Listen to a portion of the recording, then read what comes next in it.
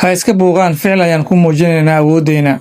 Van Dijk oo jawaab culus hawada u mariyay kuwa Liverpool dhaleeceynaya. Liverpool ugu dambeyntii waxay soo afjartay silsiladii guuldarooyinka, waxaana kulanka kadib si toos ah u hadlay kabtanka kooxda Virgil van Dijk.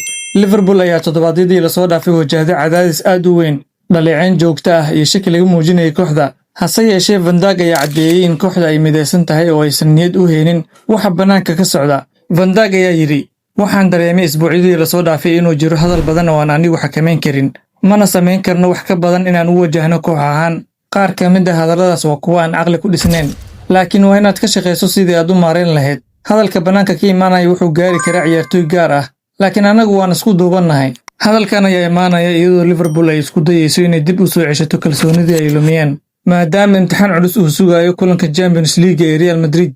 Liverpool hadda waxay u muuqataa inay dib ugu soo laabanayso waddadii saxda ahayd, balse sida ay Van Dijk iyo Gerrard ba sheegeen, cadaadiska weli meesha kama bixin.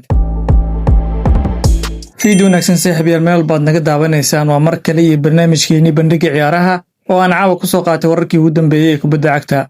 Haddii aad ilaa dhamaadka muuqaalka nala soo gaartay, ha ilaawin inaad muuqaalka like saarto, sidoo kalena sii share gareyso. Haddii aad nagu cusub tahay, nagu soo biir oo ka mid noqo asxaabta nagu xiran. Mahadsanid.